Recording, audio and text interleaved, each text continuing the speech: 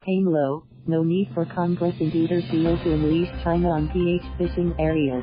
Manila, Philippines. Malacañang doubled down on its defense of President Rodrigo Duterte's supposedly verbal agreement with Chinese President Xi Jinping that would allow China to fish in Philippine territorial waters, saying the president was simply exercising his powers to enter into verbal or written agreements with other countries.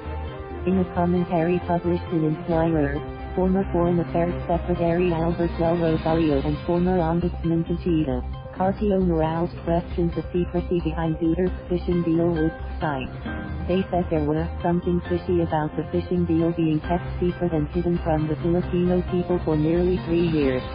Read, Duterte previously revealed that he agreed, during his bilateral meeting with Xi, to allow Chinese fishermen to bring their trawlers into the Philippines' exclusive economic zone in exchange for China allowing Filipinos to fish in Scarborough Shoal, which is part of the Philippines but has been under the control of China since 2012.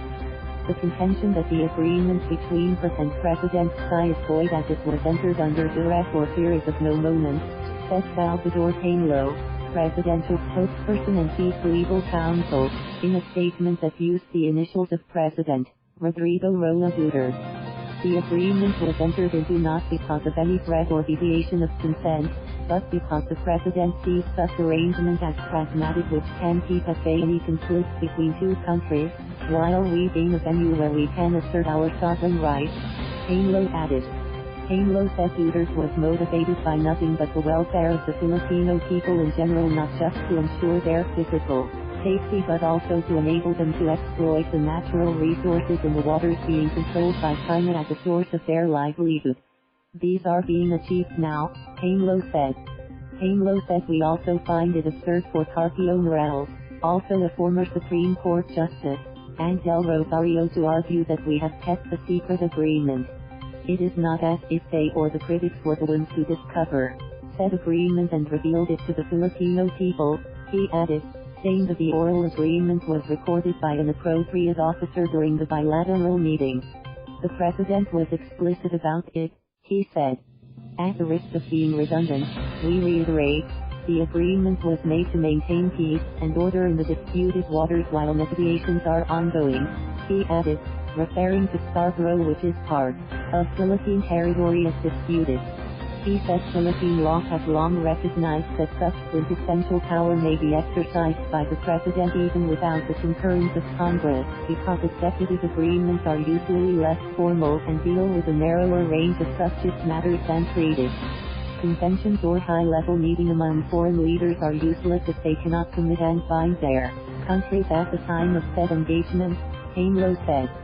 He again cited Article 12, Section 2 of the Constitution, saying it must be read not in isolation but in relation with Article 2, Sections 2 and 4 of the same instrument.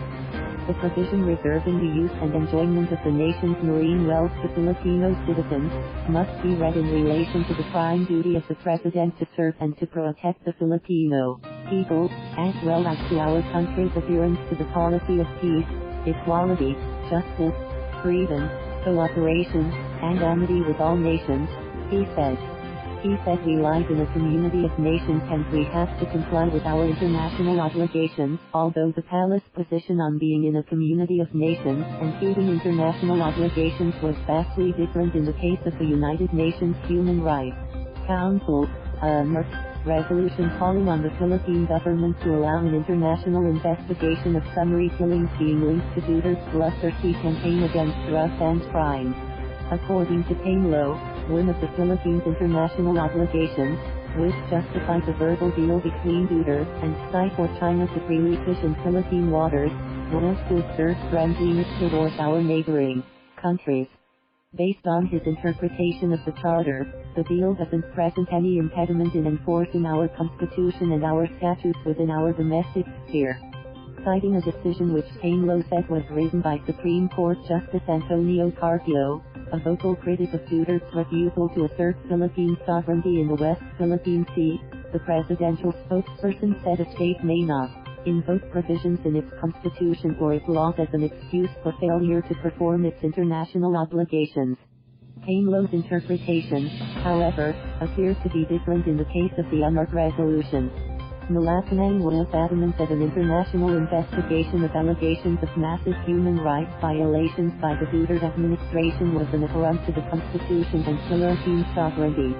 The rationale for this is simple: in a world where countries have the ability to track their own respective sets of rules, conflicting municipal policies are inevitable in cases which reach the level of an international concern, Panello said.